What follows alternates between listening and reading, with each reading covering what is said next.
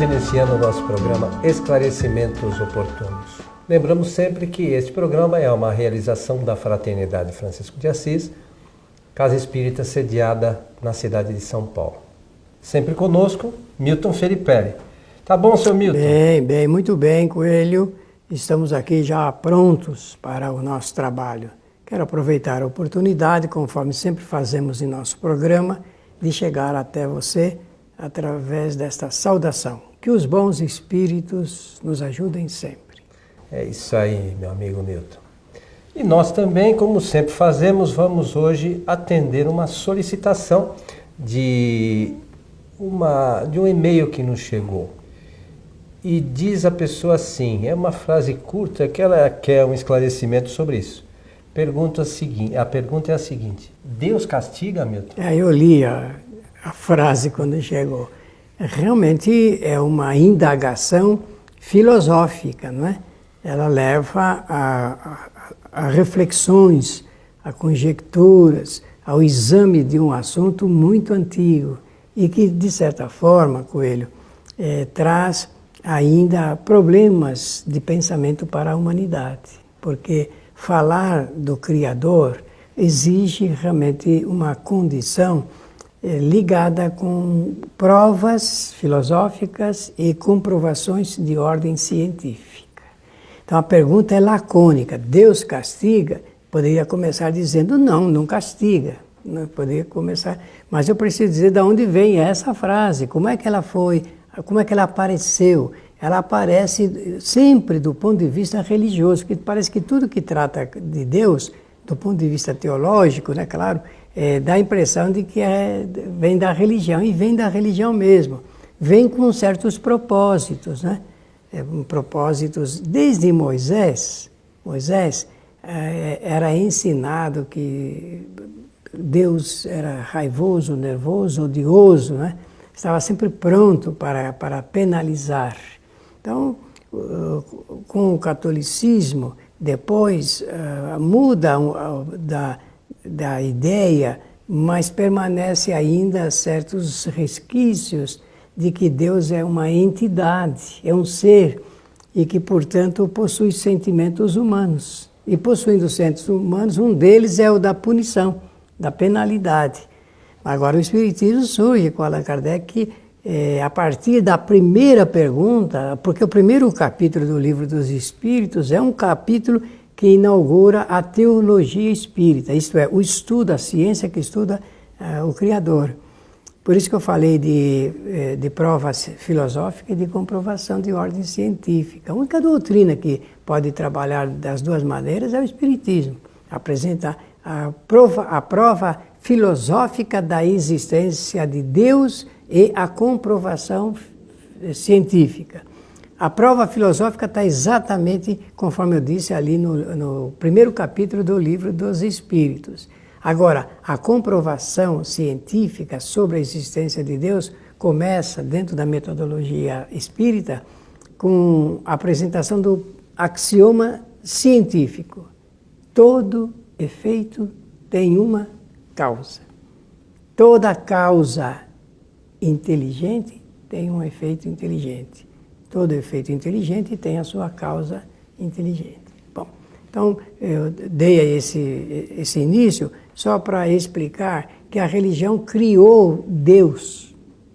A religião criou Deus, mas o Deus que a religião cria é esse Deus antropomórfico, isto é, tem a forma e sentimentos humanos. Mas nós sabemos que Deus não é uma entidade, não é uma pessoa, não está em um determinado lugar do universo. E, portanto, realmente não há possibilidade de nós entendermos esses sentimentos que o homem atribui a Deus, sentimento de punição, de penalidade, de castigo. Mas isso, Milton, por vezes, quando nós lemos no Livro dos Espíritos, quando se fala, Kardec traz a escala espírita, então tem lá os espíritos inferiores, os espíritos bons, né? E os espíritos puros, né? São graus evolutivos dos espíritos. Nós ainda estamos no grupo desses espíritos imperfeitos. Perfeito? E depois, mais à frente, os espíritos relatam que só poderão ver a Deus os espíritos puros.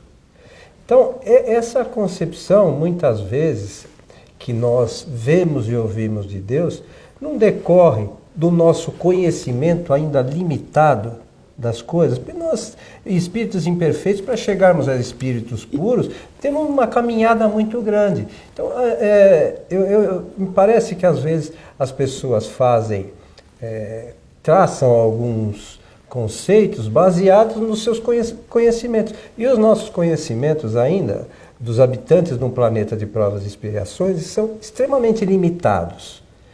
Nós não temos nem ideia realmente do que é Deus. A gente supõe alguma coisa, mas está longe ainda do nosso entendimento, né? Não é isso? E olha, e vai continuar nessa estrada, nesse caminho, nessa abertura, ligado com o conhecimento até o final. Porque quando eles dizem que os espíritos puros, que essa é uma expressão relativa para dar uma certa imagem, ela não é uma regra inflexível.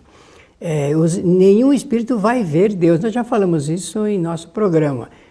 Então essa palavra ver significa entender sobre, compreender, né? Vai, na medida que o espírito ele vai avançando na escala evolutiva, ele vai entendendo melhor como funciona a vida. Entendendo melhor como funciona a vida, ele vai compreendendo melhor também a obra do Criador. Mas, então, voltando a esse assunto ligado com o ensinamento religioso da punição, da penalidade, isso tem um efeito de intimidação sobre as criaturas. Para reprimir o que é chamado de erro, ou então de pecado, como a própria religião apresenta. De forma que a gente precisa só tomar o seguinte cuidado.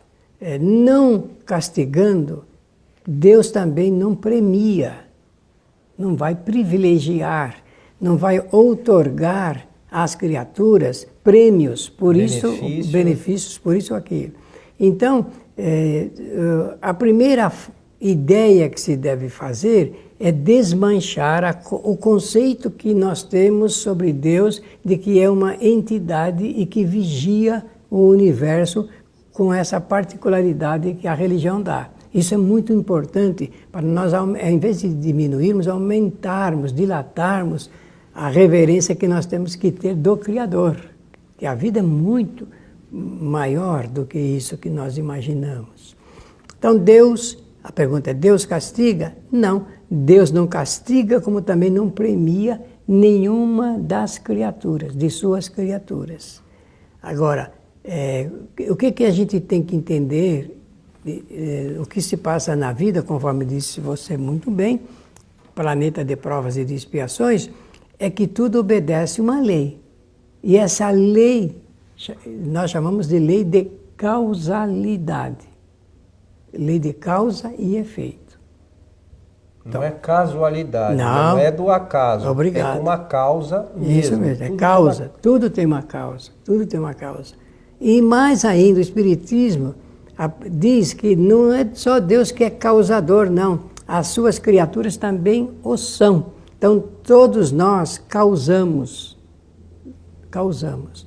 Mas causamos o quê? Aí sim eu posso dizer, nós causamos os nossos benefícios e causamos também os malefícios decorrentes ainda de pensamentos errados e de atitudes errôneas também. Porque toda a causa tem o seu efeito, um ou mais efeitos. Uma causa pode ter mais de um efeito. Todo efeito ele é gerador de novas causas. Dá a impressão, falando assim, que nós vivemos num círculo vicioso, não é isso? Mas não é, é um círculo virtuoso. Por quê? Porque nós acrescentamos sempre novas verdades através de novas experiências. Por que novas verdades? Porque nós vivemos em função de uma ciência da vida. E a ciência está a cada dia sepultando uma verdade antiga e fazendo ressurgir uma verdade nova. A verdade não é que a verdade morreu, é que ela era relativa. Ela né? realmente era relativa. Por isso, cada um de nós observa a vida sob uma determinada perspectiva. 10 pessoas, elas não entendem de Deus da mesma forma. Cada uma tem a sua interpretação. Para cada uma, Deus tem um significado, uma importância e um valor para cada pessoa da vida. Por isso é muito importante eu gostei muito da pergunta quando foi apresentada, porque dá a chance de nós descortinarmos um novo panorama a respeito do Criador. Aproveitando isso, Milton, eu gostaria que você desse uma pincelada na seguinte questão. Como você falou de Moisés, e Moisés usava algumas expressões que eram adequadas à época. Como é que você vê aquela proibição de Moisés do contato com os espíritos? Você lembra disso? Claro. Bom, em primeiro lugar, Moisés, além dele ser um clarividente, ele era também um médium produtor de fenômenos de ordem física, fenômenos físicos. Então, o que a gente vê, conhece a respeito das chamadas tábuas da lei, é que esse escrito foi escrito realmente, foi escrito diretamente pelos espíritos. Então é um fenômeno que no espiritismo tem o nome técnico de pneumatografia. Escrita direta dos espíritos. E o Moisés era um médium, e ele inclusive também treinava médiuns, ele formava médiuns, né? Formava médiuns, tanto que quando ele sai para a condução do povo hebreu, da travessia do deserto, são 40 anos. Ele não chegou a ver esse acontecimento no final, porque ele desencarnou antes. E ele realizava sessões mediúnicas nas tendas. Agora, quando ele viu que haviam aqueles espertalhões, me permito usar o termo certinho, do ponto de vista comercial, que queriam traficar a mediunidade. Ele aí achou por bem, então, proibir o tráfico da conversação com os espíritos, porque a coisa não era para ser feita dessa forma, porque mediunidade é uma faculdade para ser oferecida gratuitamente. Esse é o motivo pelo qual o nosso... Daí alguns hoje acharam que a mediunidade... Mas é uma interpretação errônea, não é? Uma interpretação totalmente errônea do significado. É só a gente examinar com imparcialidade, com isenção de ânimo, não é? Não com o efeito de defender esta ou aquela religião. Aliás, eu peço licença a você para dizer uma coisa aqui em nosso programa. Nós deveríamos ter um pensamento de que a religião deve servir para unir e não para desunir os homens.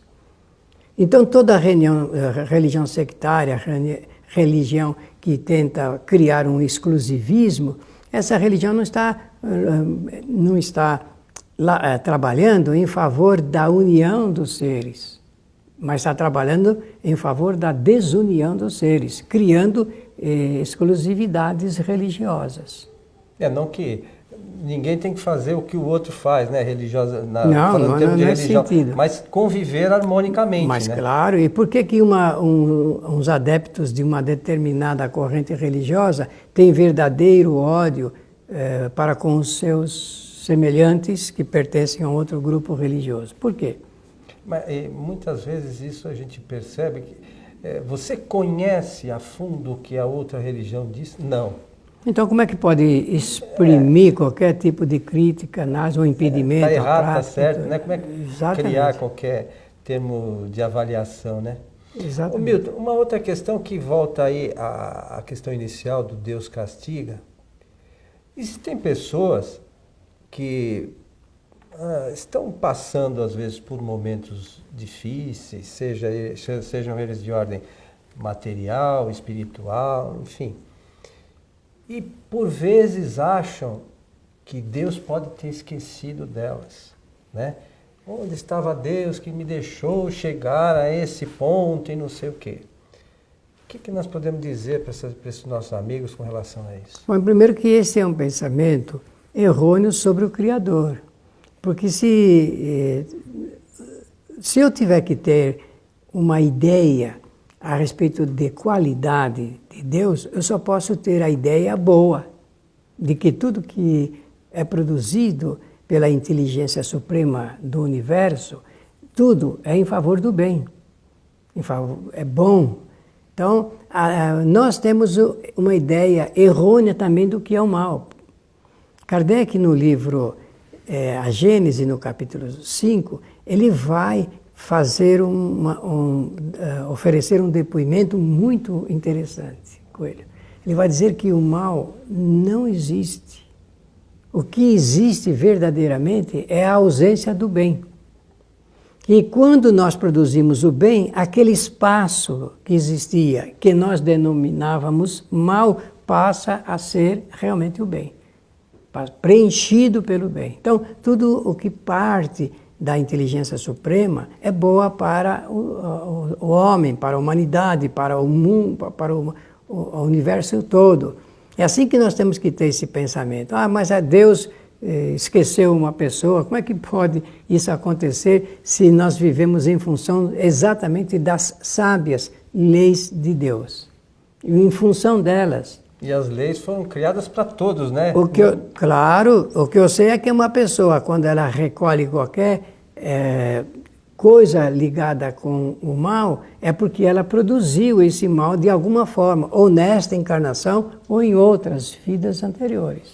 E tem a questão ainda de algumas aflições, pelas quais alguns espíritos passam, que boa parte das vezes foram eles mesmos que escolheram passar por essas situações, né? Quando, antes de sua encarnação, olha, eu preciso passar por tal situação para aprender. Deliberadamente, né? Então quando isso acontece, somos nós mesmos que muitas vezes escolhemos as aflições, as questões gerais, né?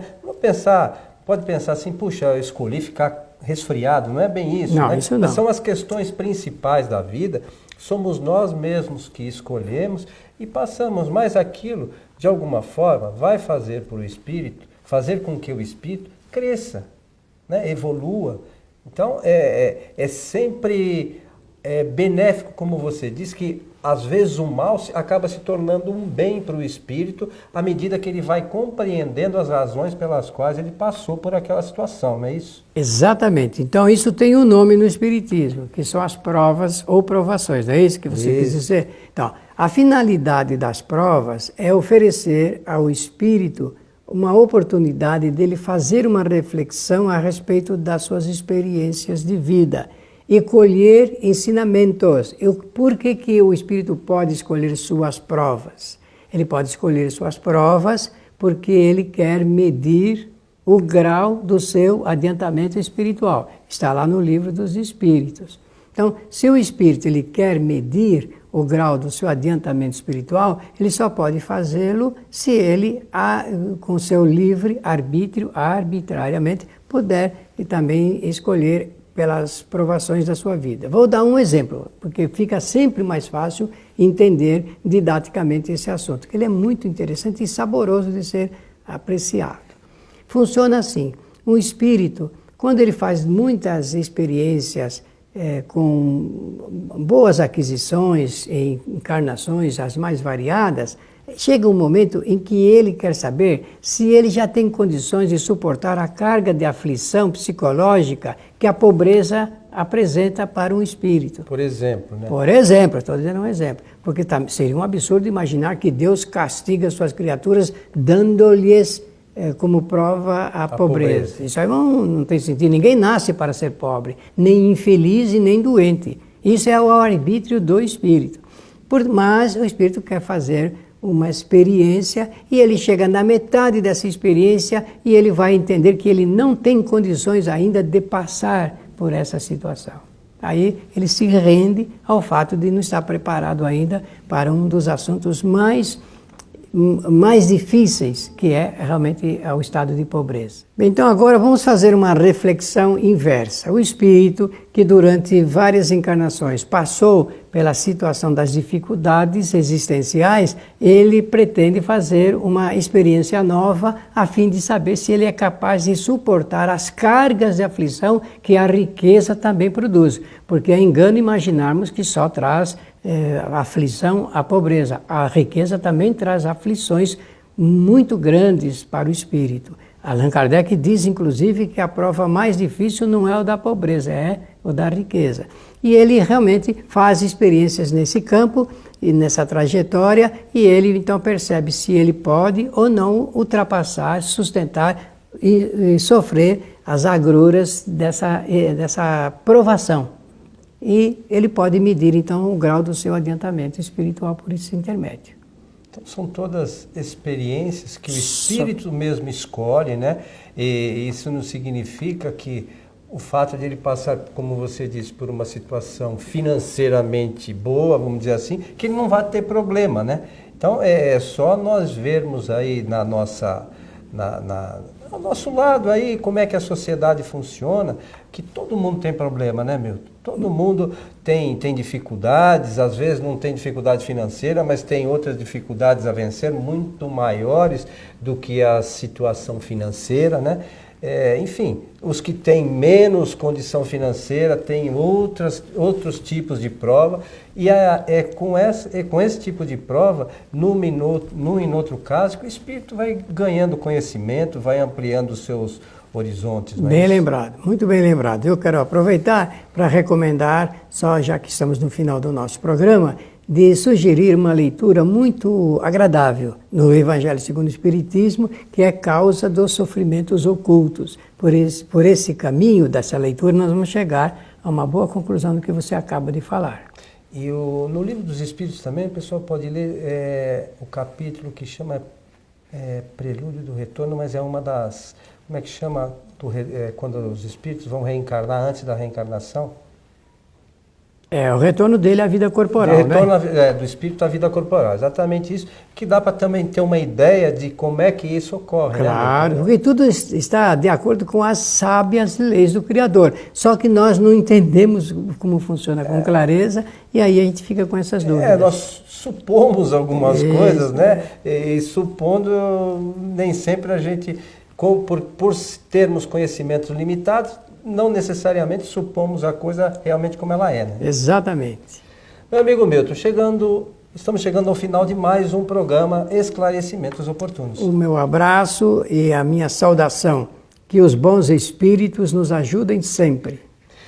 Lembramos os nossos amigos que nosso programa também pode ser assistido, né, aqueles que nos ouvem pelo rádio, no site kardec.tv, www.kardec.tv.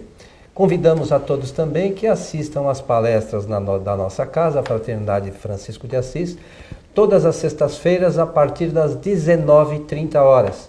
É só entrar, aí já é um outro site, é o tvfraternidade.com.br. A partir das 19h30 nós já estamos lá transmitindo ao vivo, sempre uma palestra que nos ajuda na interpretação dos postulados espíritas. Né? Exatamente. Isso, Milton.